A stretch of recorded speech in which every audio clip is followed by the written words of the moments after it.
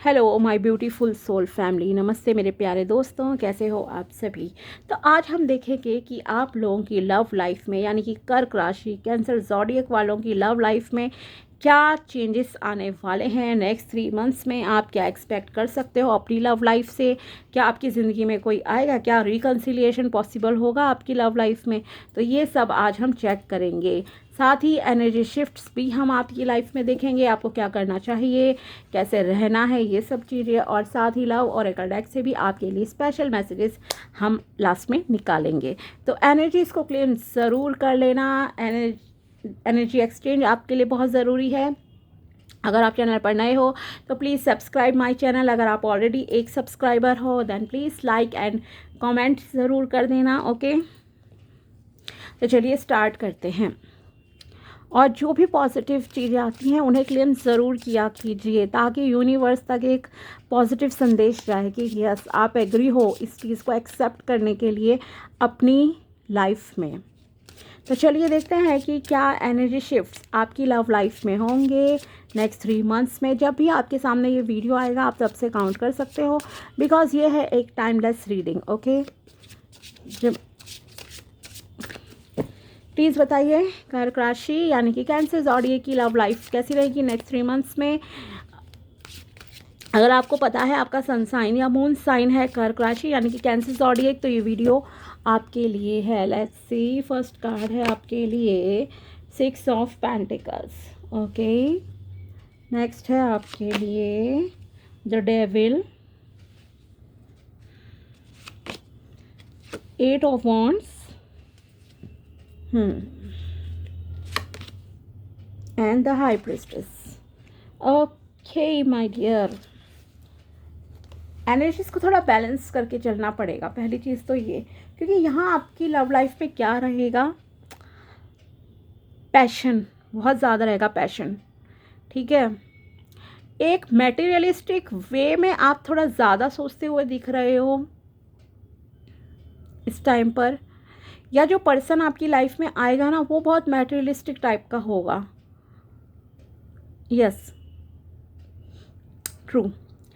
आपको अपनी एनर्जीज को थोड़ा बैलेंस में करने की पहले ज़रूरत है। आप जो भी डिसीजन लेंगे लव लाइफ से रिलेटेड, पहले ये क्लियर कर दूं मैं, फिर और चीज़ें बताती हूँ क्या हो सकता है आपकी लाइफ में और क्या चल रहा है अभी।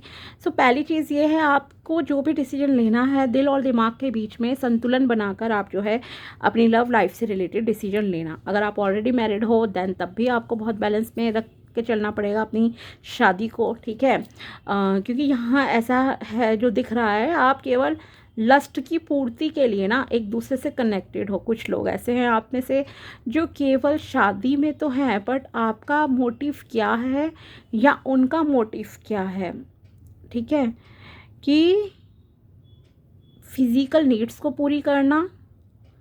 फिज़िकल अट्रैक्शन है, स्ट्रॉन्ग वाला है, इतना स्ट्रॉन्ग कि आप उस पर्सन से ना चाह कर भी पीछे नहीं हट सकते। भले ही आपको पता है वो इंसान टॉक्सिक पर्सनालिटी का है, ठीक है, इतना पॉजिटिव नहीं है, इतना पॉजिटिव वाइब्स वाला नहीं है, बट फिर भी you are attracted to that person. ठीक है, कुछ लोग हैं बिकॉज ऑफ फाइनेंसेस। ठीक है, कोई भी फाइनेंशियल रीज़न हो सकता है, या तो आपके पर्सन जॉब वाले हैं इसलिए अच्छी कमाते हैं, अच्छा कमाते हैं, इसलिए आप दोनों एक दूसरे से कनेक्टेड हो। ठीक है, वरना आपको भी लगता है या उन्हें लगता है कि भाई हमारी फाइनेंशियल कंडीशन बिगड़ जाएगी। फॉर एग्जांपल डिवोर्स का मामला जब होता है तो कई लोग जो है पीछे हट जाते हैं। रीज़न क्या होता है कि पैसा भी चला जाएगा और डिवोर्स का टैग भी लग जाएगा। ठीक है, हर किसी का अपना ओपिनियन है। उस वजह से वो एक ख़राब इंसान के साथ भी पूरी ज़िंदगी काट लेते हैं, लड़ेंगे मरेंगे तब भी आ जाएंगे। ठीक है, दूसरा रीज़न रहता है वही कि डिवोर्स हो जाएगा, फिर दूसरी शादी नहीं होगी इजीली। आजकल तो पहली भी नहीं होती लोगों की आसानी से शादी, तो दूसरी तो मतलब बहुत ही किसी किसी के लिए प्रॉब्लमेटिक चीज़ हो जाती है ना। So these are the reasons जो मुझे दिख रहे हैं अभी आपके लव लाइफ में, कि नेक्स्ट 3 मंथ्स में भी आप एक ऐसे रिलेशनशिप में यहाँ पे स्टक हो जहाँ पर आपको बहुत ही पेशेंस के साथ चीज़ों को हैंडल करना है। ठीक है, अपनी अंतरात्मा की ज़रूर सुनना, आपकी इंट्यूशन बहुत स्ट्रांग है, आप एक इंटेलिजेंट पर्सन भी हो, विजडम्स का यूज़ करते हो, बट फिर भी यहाँ पर चीज़ों को आपको बहुत ही स्मूथ प्यार से हैंडल करने की ज़रूरत है। ठीक है, अब बात आती है जो सिंगल हैं। देखो, आपकी लाइफ में एक ऐसा रिलेशन आएगा जहाँ पर्सन आपसे इक्वल गिव एंड टेक की डिमांड रखेगा। ठीक है, अगर वो आपके लिए कुछ कर रहा है तो माय डियर आपको भी उसके लिए कुछ करना पड़ेगा। ये मत सोचना कि वन साइडेड चीज़ें हैं, नहीं, कि आप मतलब रिसीव मोड में रहो कि हाँ वो आपको बहुत केयर करे, प्यार करे, सब चीज़ें करे, आपकी बहुत सेवादारी करे, सब चीज़ कर रहा है, बट आप उसे रिटर्न में कुछ नहीं दे रहे हो। सो ऐसा रिलेशन नहीं चलेगा। आपको एक इक्वल गिव एंड टेक वाला रिलेशन मेंटेन करके रखना पड़ेगा, जस्टिस करना पड़ेगा अपने पार्टनर के साथ। उसके साथ कभी भी कुछ गलत करने की कोशिश मत करना, अदरवाइज़ चीज़ें बिगड़ जाएंगी आप लोगों की लव लाइफ में। ठीक है, तो एक वेल्दी पर्सन मैं कहूँगी, खास करके अगर आप सिंगल हैं तो आपकी लाइफ में एक वेल्दी पर्सन आता हुआ दिखाई दे रहा है या आ सकती हैं अगर आप मेल हो तो। ठीक है, पहली चीज़ ये। दूसरी चीज़, जैसे कि मैंने कहा, और ये चीज़ें नेक्स्ट 2 मंथ्स में ही इनफैक्ट आपकी लाइफ में होंगी, तेज़ी से होंगी। एक वेल्दी पर्सन आप अट्रैक्ट करोगे अपनी लाइफ में, बट यस एक इक्वल गिव एंड टेक का रिलेशन रखना पड़ेगा, कभी उसके साथ कुछ गलत मत करना। ठीक है, ये चीज़ है। थोड़ा इमोशनल भी वो पर्सन हो सकते हैं, इसीलिए मैंने कहा आपको थोड़ा बैलेंस मेंटेन करके उसको हैंडल करना पड़ेगा। ठीक है, क्यों? क्योंकि थोड़ा गुस्से वाला भी शायद हो वो इंसान, एक ये भी पॉसिबिलिटी है। ठीक है, दूसरी चीज़ ये है, जैसे कि मैंने कहा, यहाँ पर फिज़िकल अट्रैक्शन भी बहुत होगा। ऐसा नहीं है कि हाँ मतलब, क्योंकि क्या है, ये जो नेक्स्ट 3 मंथ्स की आपकी वाइब्स हैं और जो भी चीज़ें यहाँ दिख रही हैं, वहाँ कुछ लोगों के लिए पैसा ज़्यादा इम्पॉर्टेंट है कि यस वेल्दी पर्सन हो लाइफ में, ताकि हर सुख सुविधा मिले। ठीक है, दूसरा है physical needs, because of this also आप किसी की तरफ अट्रैक्ट हो सकते हो इस दौरान। ठीक है, और कंबाइंड भी हैं चीज़ें कि यस दोनों चीज़ें आपको उस पर्सन से मिलेंगी, पैसा भी मिल जाएगा, एक वेल्दी पर्सन भी है और फिज़िकल लव भी करेगा। ठीक है, कि इसमें एक चीज़ मैं ज़रूर कहूँगी कि यहाँ थर्ड पर्सन वाली कोई चीज़ नहीं है, मतलब थर्ड पार्टी का इन्वॉल्वमेंट नहीं होगा। ठीक है, क्योंकि वो पर्सन आपसे फ़िज़िकली बहुत अट्रैक्ट रहेंगे, आप भी उनसे फ़िज़िकल बहुत अट्रैक्ट रहोगे, एक अट्रैक्शन रहेगा कि यस इस वजह से आप एक दूसरे के साथ शादी के बंधन में जा रहे हो।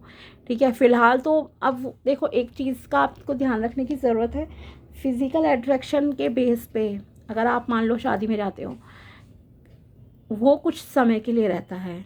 ठीक है, हाँ ये बात अलग है कि आप दोनों का इमोशनल अटैचमेंट भी बाद में एक दूसरे से हो जाए, वो एक डिफरेंट चीज़ होती है। बट ओनली इस चीज़ के लिए अगर आप जाओगे देन चीज़ें थोड़ी इम्बैलेंस्ड हो सकती हैं, इसीलिए आपको बहुत बैलेंस करके इस रिलेशनशिप को हैंडल करना पड़ेगा। ठीक है, तो एक ऐसा पर्सन आपकी लाइफ में आएगा जो आपको लेकर बहुत पॉजेसिव भी होगा। ठीक है, फिर कहीं आपको ऐसा ना लगे अरे यार ये तो मुझे हर टाइम डिस्टर्ब भी करता रहता है, हर टाइम इसकी यही डिमांड रहती है, तो बी केयरफुल। ठीक है, क्योंकि हर चीज़ अति में, excess of everything is bad. ठीक है, हर चीज़ अति में ख़राबी होती है, तो ये मतलब कि आपको बात ध्यान में रखनी पड़ेगी।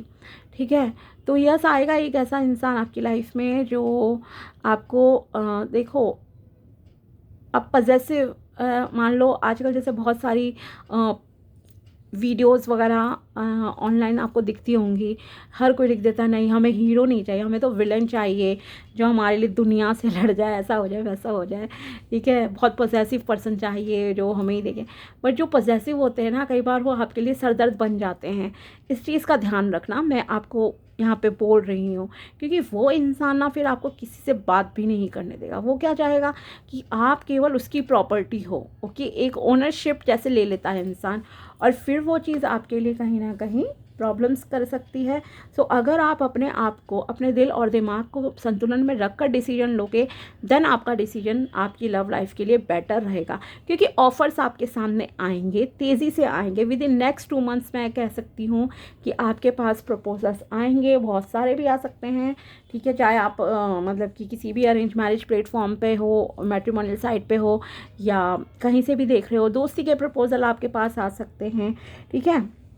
तो तेज़ी से मतलब होंगे, आप कर्म कीजिए, आपके पास रिश्ते आएंगे। अगर सिंगल हो, लव प्रपोजल भी आपको मिलने के चांसेस हैं, बट आप थोड़ा सा मतलब कि अपने ऊपर काम कीजिए, अपने इंट्यूशन को स्ट्रांग बनाइए, अपनी बुद्धि का यूज़ कीजिए, क्योंकि आप ऐसे वैसे इंसान नहीं हो, आप हो एक इमोशनल पर्सन, ठीक है। और इमोशनल पर्सन को कहीं ना कहीं इमोशनल नीड्स की ज़रूरत के हिसाब से रिलेशन बनाने की रहती है, लेकिन आपके इमोशंस का कोई मिसयूज़ ना कर ले, कोई आपके इमोशंस के साथ खेल कर ना चला जाए, इस चीज़ का आपको ध्यान रखने की अभी ज़रूरत है, ठीक है।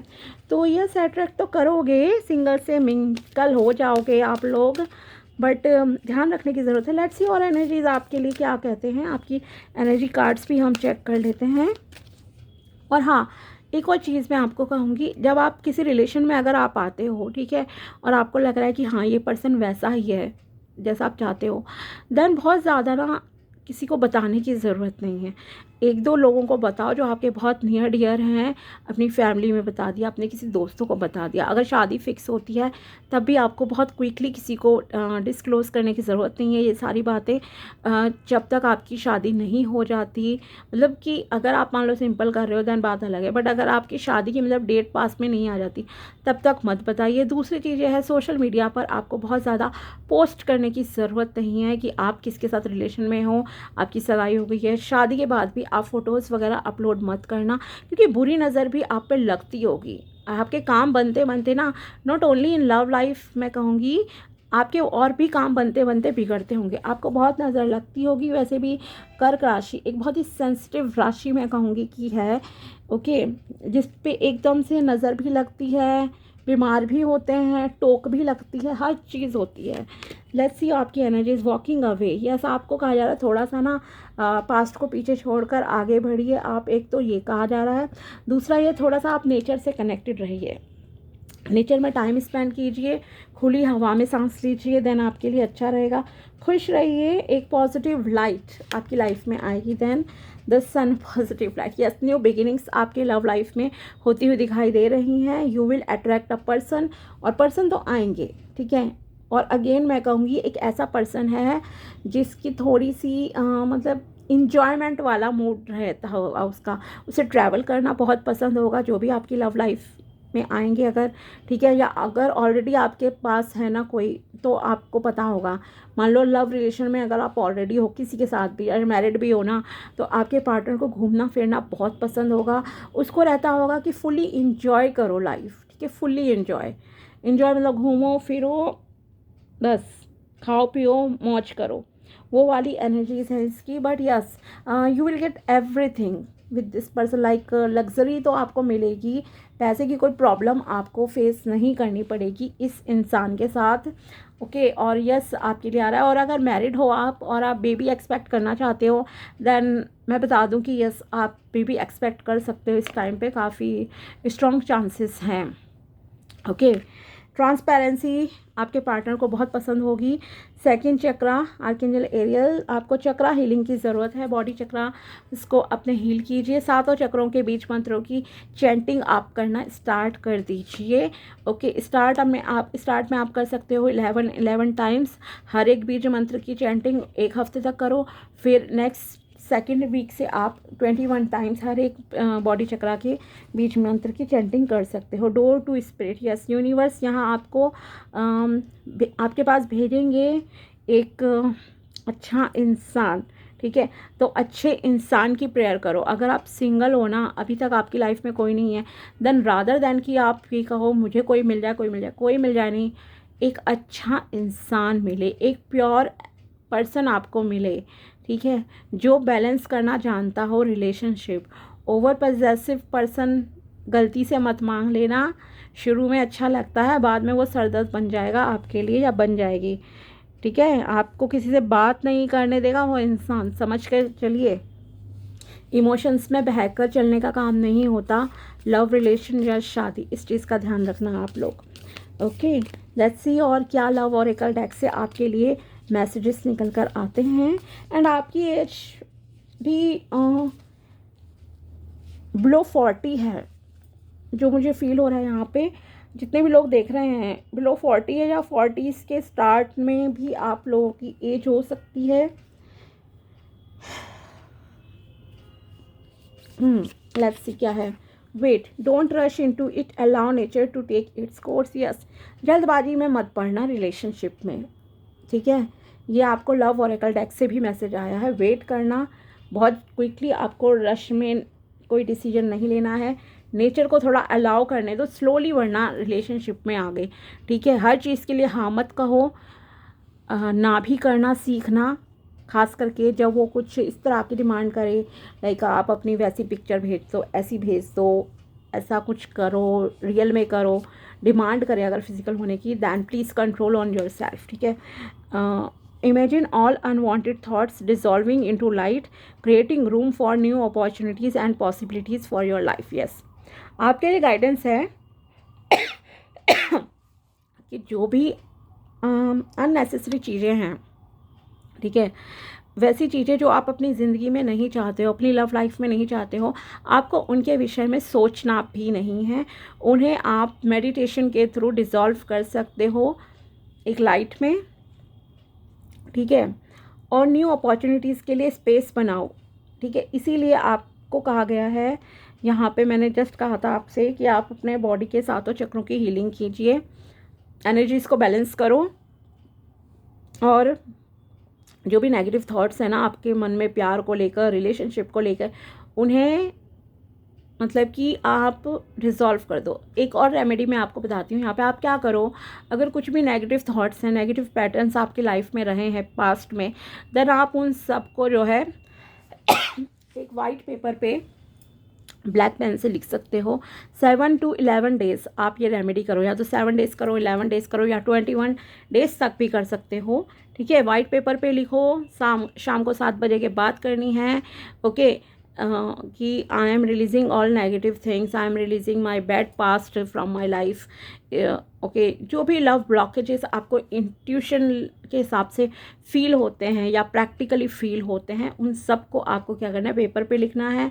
देन आप बर्न कर दीजिए उस पेपर को, ठीक है। और जो उसके एशेस हों उन्हें आप यूनिवर्स में उड़ा दो, हवा में उड़ा दो, बस इतना करना है, ठीक है। तो इससे क्या होगा, उसके बाद आप क्या करना, ये आपने करा, 11 डेज़ कर लो, 7 डेज़ या 21 डेज़, ठीक है।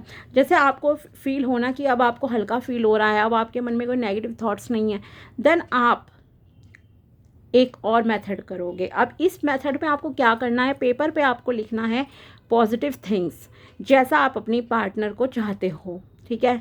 कि यस, आपके पार्टनर केयरिंग हो, प्योर पर्सन हो, ऑनेस्ट हो, ठीक है। मेरा पर्सन बहुत ऑनेस्ट है, मेरे हस्बैंड बहुत ऑनेस्ट हैं, ऐसे हैं वैसे, जो भी आप पॉजिटिव क्वालिटीज़ चाहते हो, ठीक है, वो सब लिख दो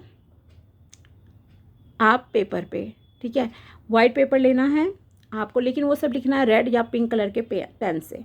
फिर जब आप इसे भी आप वैसे ही करोगे 7, 11 या 21 दिन लव अट्रैक्ट के लिए, ठीक है। और you can simply write, I am creating room for new opportunities and possibilities of love into my life, ठीक है। आप इसी का फ़ोटो ले लीजिए, आप इसे लिख सकते हो, बट यहाँ से लिखना, I am creating room for new opportunities and possibilities of love into my life, कि मैं अपनी ज़िंदगी में जगह दे रही हूँ या दे रहा हूँ, जैसे भी आप लिखोगे पेपर पे, हिंदी में भी लिख सकते हो और इंग्लिश में भी, ठीक है। कि अपनी ज़िंदगी में मैं प्यार को आकर्षित कर रही हूँ, मेरी ज़िंदगी में प्यार आ रहा है, इस तरह से मेरी ज़िंदगी में मेरा सोलमेट आ रहा है, इस तरह से लिखोगे। जीवन साथी को अट्रैक्ट कर रही हूँ, लाइफ पार्टनर को अट्रैक्ट कर रही हूँ।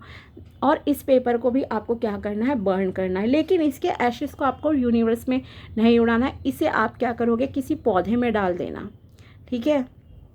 किसी पौधे में डाल देना, इसकी राख को जलाकर सेफली करना ये सारे काम। पेपर बर्न करने का है, घर के अंदर मत करना, बेटर है आप किसी ओपन प्लेस में करो, लाइक बालकनी, टेरेस, ऐसे कर सकते हो।